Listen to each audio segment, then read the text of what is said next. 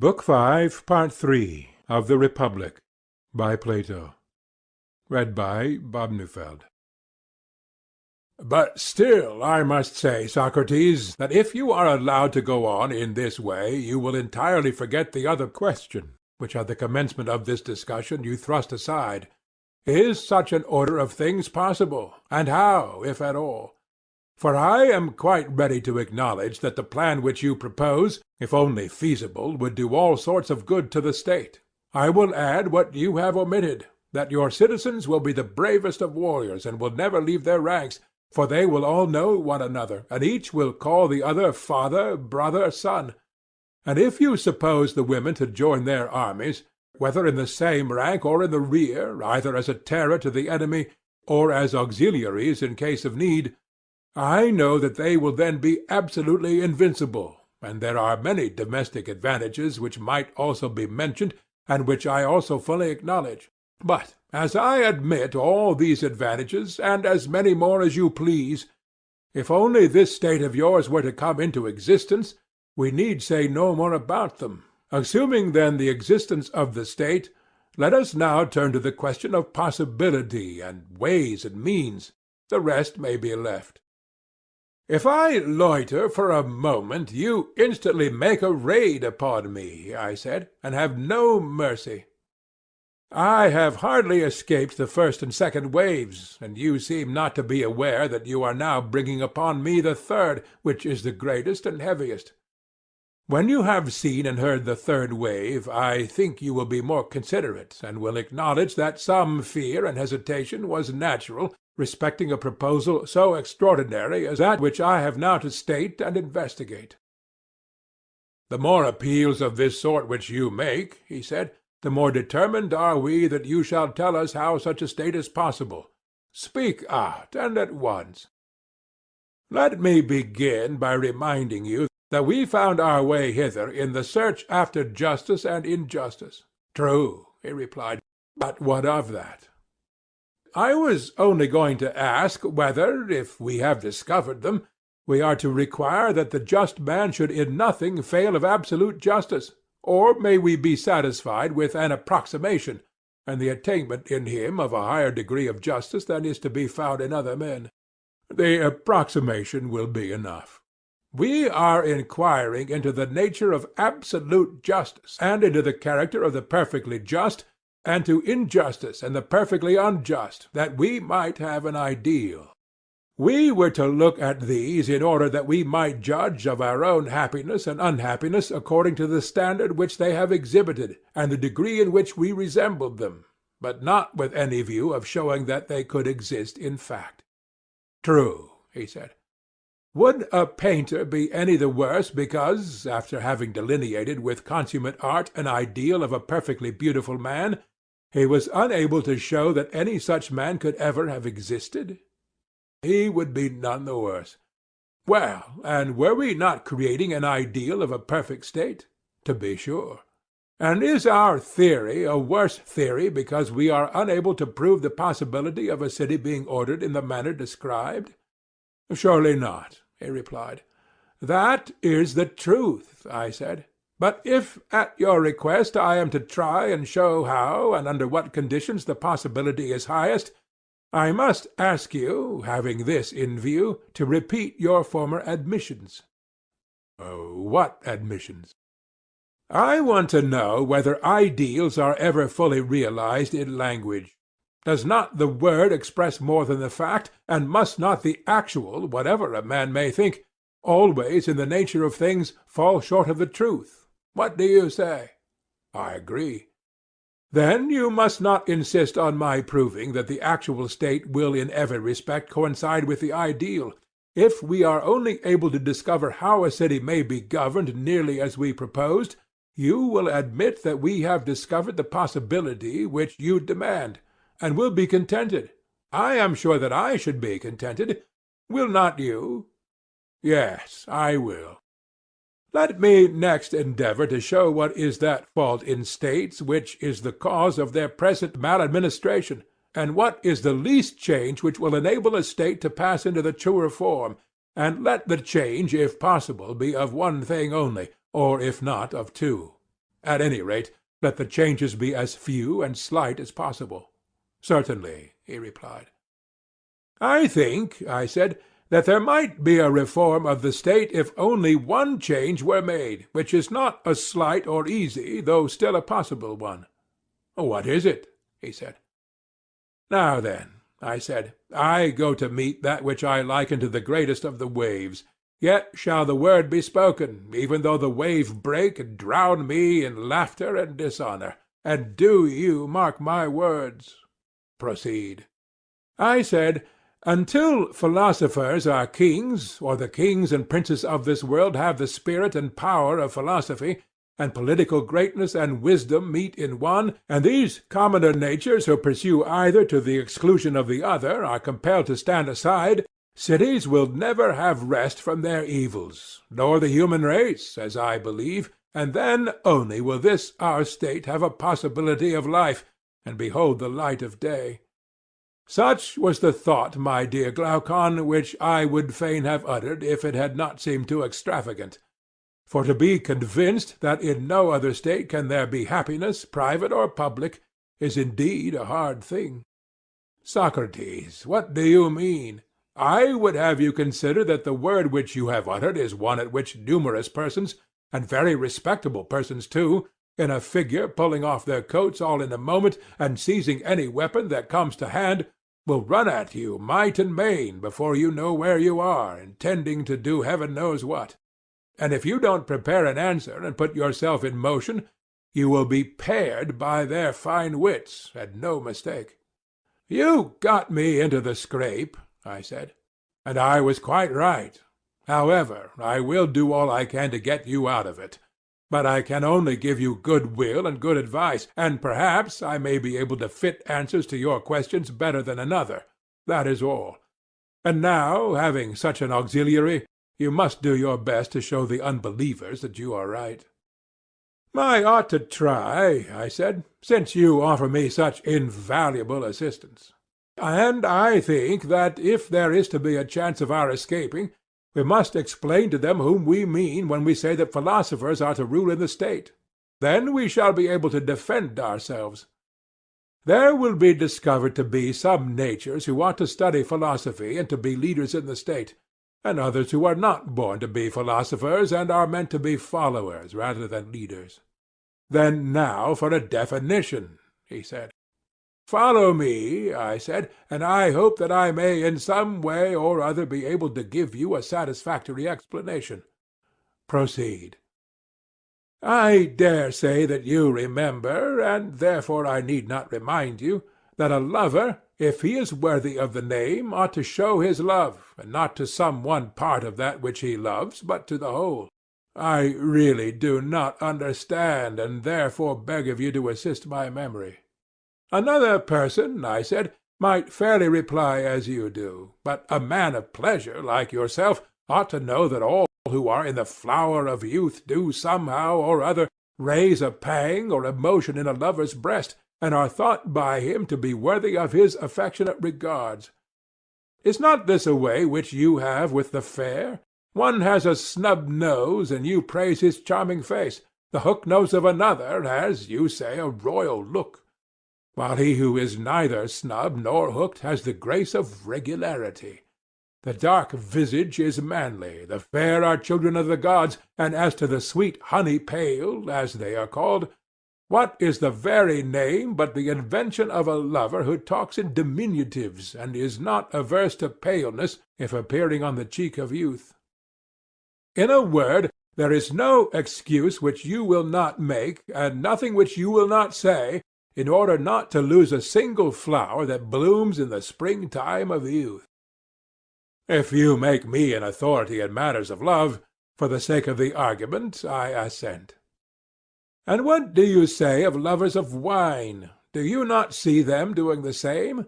They are glad of any pretext of drinking any wine. Very good. And the same is true of ambitious men. If they cannot command an army, they are willing to command a file, and if they cannot be honored by really great and important persons, they are glad to be honored by lesser and meaner people, but honor of some kind they must have. Exactly. Once more let me ask, does he who desires any class of goods desire the whole class or a part only? The whole. And may we not say of the philosopher that he is a lover, not of a part of wisdom only, but of the whole? Yes, of the whole. And he who dislikes learning, especially in youth, when he has no power of judging what is good and what is not, such an one we maintain not to be a philosopher or a lover of knowledge, just as he who refuses his food is not hungry, and may be said to have a bad appetite, and not a good one. Very true, he said. Whereas he who has a taste for every sort of knowledge, and who is curious to learn and is never satisfied, may be justly termed a philosopher. Am I not right? Glaucon said, If curiosity makes a philosopher, you will find many a strange being will have a title to the name. All the lovers of sights have a delight in learning, and must therefore be included. Musical amateurs, too, are a folk strangely out of place among philosophers, for they are the last persons in the world who would come to anything like a philosophical discussion, if they could help, while they run about at the Dionysiac festivals as if they had let out their ears to hear every chorus. Whether the performance is in town or country, that makes no difference. They are there. Now, are we to maintain that all these, and any who have similar tastes, as well as the professors of quite minor arts, are philosophers? Certainly not, I replied. They are only an imitation. He said, Who then are the true philosophers? Those, I said, who are lovers of the vision of truth. That is also good, he said. But I should like to know what you mean. To another, I replied, I might have a difficulty in explaining, but I am sure that you will admit a proposition which I am about to make. What is the proposition? That since beauty is the opposite of ugliness, they are two. Certainly. And inasmuch as they are two, each of them is one. True again. And of just and unjust, good and evil, and every other class, the same remark holds. Taken singly, each of them is one, but from the various combinations of them, with actions and things, and with one another, they are seen in all sorts of lights and appear many. Very true. And this is the distinction which I draw between the sight-loving, art-loving, practical class, and those of whom I am speaking, and who are alone worthy of the name of philosophers. How do you distinguish them? He said. The lovers of sounds and sights, I replied, are, as I conceive, fond of fine tones and colours and forms, and all the artificial products that are made out of them. But their mind is incapable of seeing or loving absolute beauty. True, he replied. Few are they who are able to attain the sight of this. Very true. And he who, having a sense of beautiful things, has no sense of absolute beauty, or who, if another lead him to a knowledge of that beauty, is unable to follow, of such a one, I ask, is he awake or in a dream only? Reflect, is not the dreamer, sleeping or waking, one who likens dissimilar things, who puts the copy in the place of the real object? I should certainly say that such an one was dreaming. But take the case of the other, who recognizes the existence of absolute beauty, and is able to distinguish the idea from the objects which participate in the idea, neither putting the subjects in the place of the idea, nor the idea in the place of the objects. Is he a dreamer, or is he awake? He is wide awake. And may we not say that the mind of the one who knows has knowledge, and that the mind of the other, who opines only, has opinion? Certainly. But suppose that the latter should quarrel with us and dispute our statement. Can we administer any soothing cordial or advice to him, without revealing to him that there is sad disorder in his wits? We must certainly offer him some good advice, he replied. Come, then, and let us think of something to say to him. Shall we begin by assuring him that he is welcome to any knowledge which he may have, and that we are rejoiced at his having it? But we should like to ask him a question. Does he who has knowledge know something or nothing? You must answer for him. I answer that he knows something. Something that is or is not? Something that is, for how can that which is not ever be known? And are we assured, after looking at the matter from many points of view, that absolute being is or may be absolutely known, but that the utterly non-existent is utterly unknown? Nothing can be more certain. Good. But if there be anything which is of such a nature as to be and not to be, that will have a place intermediate between pure being and the absolute negation of being? Yes, between them. And as knowledge corresponded to being, and ignorance of necessity to not being, for that intermediate between being and not being there has to be discovered a corresponding intermediate between ignorance and knowledge, if there be such. Certainly. Do we admit the existence of opinion? Undoubtedly. As being same with knowledge, or another faculty? Another faculty. Then opinion and knowledge have to do with different kinds of matter corresponding to this difference of faculties? Yes, and knowledge is relative to being, and knows being. But before I proceed further, I will make a division. What division? I will begin by placing faculties in a class by themselves. There are powers in us, and in all other things, by which we do as we do. Sight and hearing, for example, I should call faculties. Have I clearly explained the class which I mean? Yes, I quite understand. Then let me tell you my view about them. I do not see them, and therefore the distinctions of figure, colour, and the like, which enable me to discern the differences of some things, do not apply to them. In speaking of a faculty, I think only of its sphere and its result, and that which has the same sphere and the same result I call the same faculty, but that which has another sphere and another result I call different. Would that be your way of speaking? Yes. And will you be so very good as to answer one more question? Would you say that knowledge is a faculty, or in what class would you place it? Certainly knowledge is a faculty, and the mightiest of all faculties. And is opinion also a faculty? Certainly, he said, for opinion is that with which we are able to form an opinion.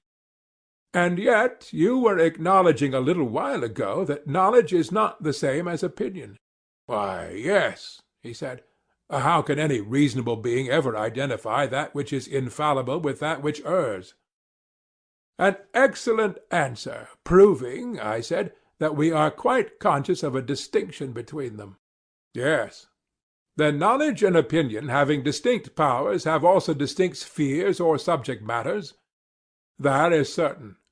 Being is the sphere and subject matter of knowledge, and knowledge is to know the nature of being? Yes. And opinion is to have an opinion? Yes. Then do we know what we opine? Or is the subject matter of opinion the same as the subject matter of knowledge? Nay, he replied, that has been already disproven. If difference in faculty implies difference in the sphere or subject matter, and if, as we were saying, opinion and knowledge are distinct faculties, then the sphere of knowledge and of opinion cannot be the same. Then if being is the subject matter of knowledge, something else must be the subject matter of opinion? Yes, something else. Well, then, is not being the subject matter of opinion? Or rather, how can there be an opinion at all about not being? Reflect. When a man has an opinion, has he not an opinion about something? Can he have an opinion which is an opinion about nothing? Impossible. He who has an opinion about some one thing? Yes. And not being is not one thing, but, properly speaking, nothing. True. Of not being, ignorance was assumed to be the necessary correlative. Of being, knowledge. True, he said. Then opinion is not concerned either with being or with not being. Not with either. And can therefore neither be ignorance or knowledge. That seems to be true. But is opinion to be sought without and beyond either of them, in a greater clearness than knowledge, or in a greater darkness than ignorance? In neither. Then I suppose that opinion appears to you to be darker than knowledge, but lighter than ignorance? Both, and in no small degree. And also to be within and between them? Yes. Then you would infer that opinion is intermediate. No question.